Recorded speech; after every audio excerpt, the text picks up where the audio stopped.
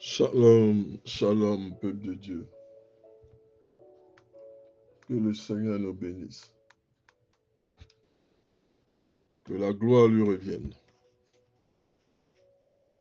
C'est une immense joie de me retrouver parmi mes frères et sœurs en Christ. De là où coule la bénédiction, où l'Esprit de Dieu se manifeste.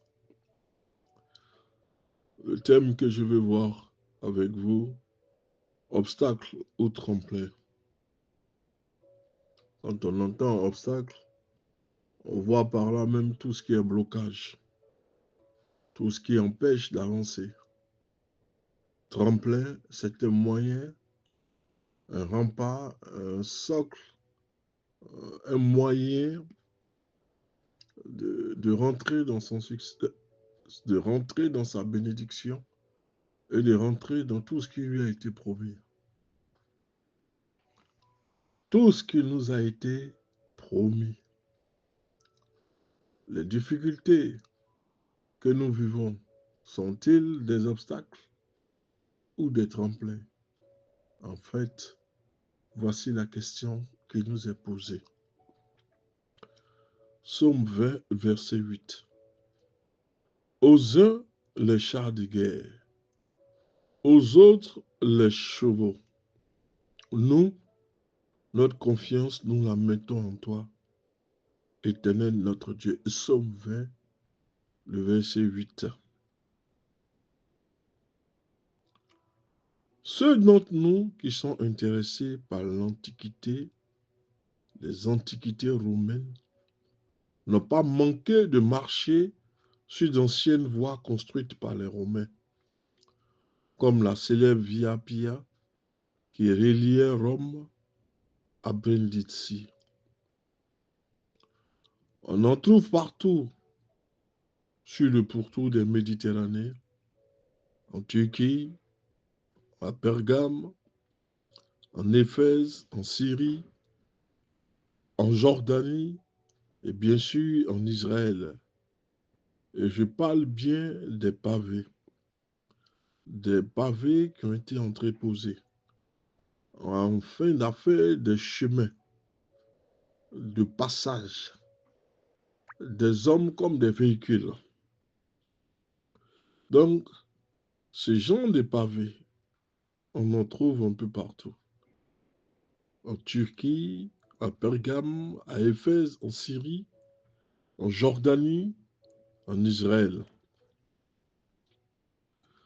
Jésus et ses disciples ont sûrement emprunté l'une de ces voies, qui part de Jérusalem et qui traverse la vallée du Jourdain. Ces voies étaient pavées de blocs de granit, plus résistantes que d'autres pierres face au climat et face au passage des véhicules.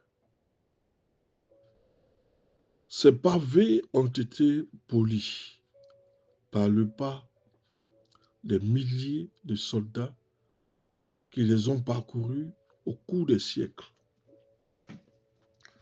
Les pierres ont été entreposées. Les pavés ont été mis de façon à ce que l'on puisse traverser. Mais ces pavés ont été polis à force de marche,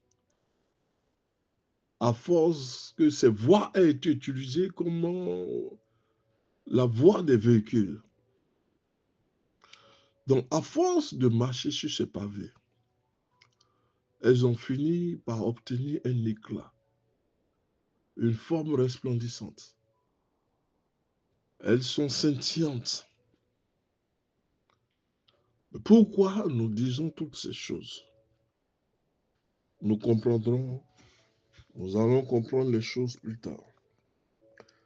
Nous disons que les pavés ont été polis par les pas de milliers de soldats qui les ont parcourus au cours des siècles. Quand ces pavés ont été mis en place, Ils étaient bien taillés. Ils étaient probablement bien taillés, mais le temps et le passage des humains ont poli leur surface. Pour que les pavés deviennent polis, bien éclatants, il a fallu que les hommes marchent là-dessus. Il a fallu que les hommes marchent sur des pavés pour que ces pavés-là aient une forme vraiment éclatante, resplendissante. Les pavés ont été posés, mais à force de marcher là-dessus, d'écraser cela, de passer avec des véhicules, ça donnait au pavé un éclat, une beauté vraiment resplendissante. Parce que les gens ont utilisé ces pavés. Les gens ont marché sur les pavés. Ces pavés étaient taillés, mais avec le temps et le passage des humains, les pavés ont fini par polir en surface.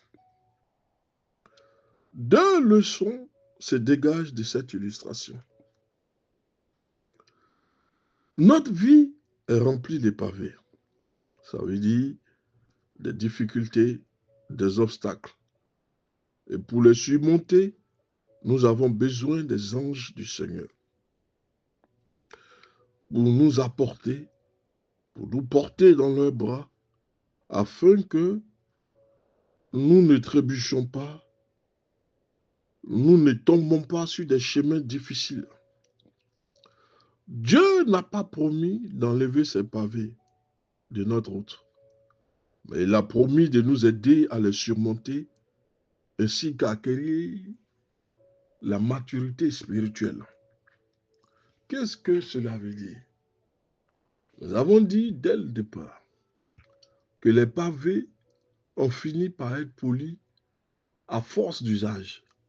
L'usage de ces pavés a été rendu par la marche et du fait que ces pavés aient été utilisés comme voie. Des pavés qui d'ordinaire peut-être étaient, comment on dit ça? Ces pavés qui d'ordinaire étaient bruts, voilà, parce qu'ils composaient de granit et de pierres vraiment résistantes. Ces pavés-là ont fini par se polir à force de piétiner, à force de marche, à force de voie. Ce qui veut dire que tu ne peux grandir et ne peux connaître l'élévation si tu n'es pas passé par les difficultés. Ces pavés ont été piétinés. Ces pavés ont été... il y a eu des roues. Toutes choses ont été faites sur ces pavés. Mais ces pavés ont eu une splendeur dès lors qu'il y a eu des marches incessantes des soldats. Il y a eu des marches qui ont été faites sur ces pavés. Ces pavés étaient constitués comme des sortes de passages. Donc, pour que les pavés soient polis, soient excellents, il a fallu qu'on l'écrase à un moment donné. Ce qui veut dire, dans la première partie de l'enseignement de la leçon que nous tirons ce soir, c'est que il y a beaucoup de pavés dans notre vie. Les pavés, une fois qu'elles ont été installées, on ne peut pas les enlever comme ça. Mais elles vont briller, elles vont polir par l'usage des marches et du fait que les pavés sont devenus un passage. Ce qui veut dire, quand nous disons que notre vie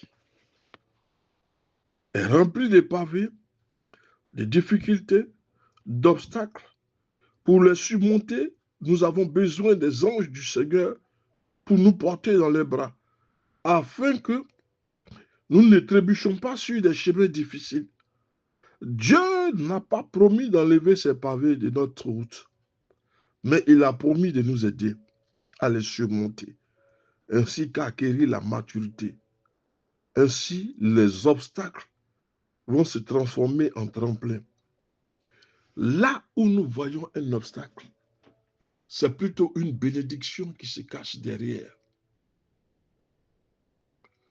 Notre vie sera parsemée d'embûches sera parsemé de pavés. Il y aura des difficultés. Les pavés, une fois qu'elles sont installées, il est difficile de les enlever. De la même manière, dans notre vie, sera inscrit des problèmes, des difficultés. Il sera difficile de les enlever. Mais l'Éternel nous donnera les moyens d'en surmonter nos obstacles, nos pavés. L'Éternel nous donnera ces moyens-là. Il ne nous enlèvera pas les pavés, mais il nous donnera la force de les surmonter afin d'acquérir la maturité spirituelle. Et nos obstacles vont devenir des tremplins au lieu d'être des moyens de destruction, des moyens d'avilissement ou d'esclavage. Ce qui était source de blocage, source de malédiction, n'est en réalité qu'un moyen pour nous propulser dans notre destinée prophétique. Parce que si nous ne sommes pas secoués par ce genre d'attaque, l'attaque des sorciers, l'attaque des marabouts de tout genre, de façon maléfique, si nous ne subissons pas ces attaques, nous n'allons pas nous lever pour prier ni pour intercéder. Nous devons nous lever parce que c'est à cause de ces pavés que nous devons nous lever. Nous devons avancer. Nous devons acquérir une maturité, une croissance spirituelle. Le Seigneur ne nous enlèvera pas ces pavés. C'est à nous de les surmonter. Mais quelles que soient les difficultés, le Seigneur marche avec nous. L'Éternel est à nos côtés. Et nous disons ceci, nos obstacles vont se transformer en tremplins.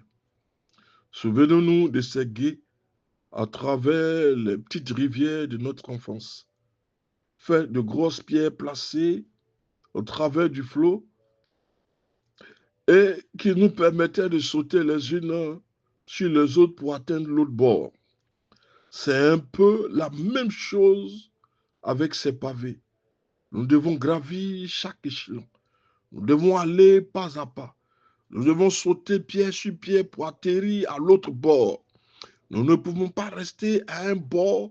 C'est vrai, nous sommes devenus chrétiens. Nous avons accepté le Seigneur. Maintenant, nous devons progresser, nous devons avancer. C'est pourquoi nous devons passer pied sur pied.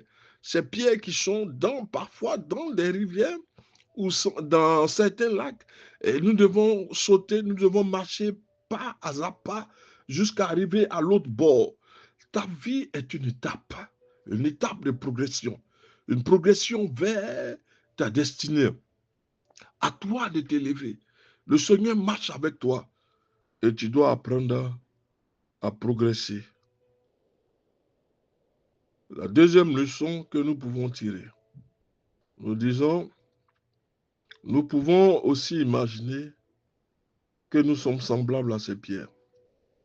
Ces pierres qui sont taillées pour remplir une tâche bien précise dans le plan divin. Mais ces pierres ont besoin d'être polies au cours des années pour devenir aussi des tremplins pour d'autres personnes qui viendront à nous. Lorsque nous parlons du polissage de notre vie, nous parlons des pierres qui ont été taillées. Le Seigneur ne peut pas nous utiliser s'il ne nous a pas polis, s'il ne nous a pas taillés. Il y a beaucoup de place lorsque nous faisons des pavés, mais il y a de la place pour chacun. Mais pour que les briques commencent à s'intégrer, il faut les tailler, il faut les polir. Une façon de dire, Dieu ne peut vous utiliser s'il ne vous a pas taillé selon son plan divin. Il ne peut pas vous utiliser, il doit vous tailler, il doit vous polir comme le potier, il doit vous formater de façon à ce que vous puissiez rentrer dans ses plans et devenir un tremplin pour ceux qui vont venir et non pas un obstacle, non.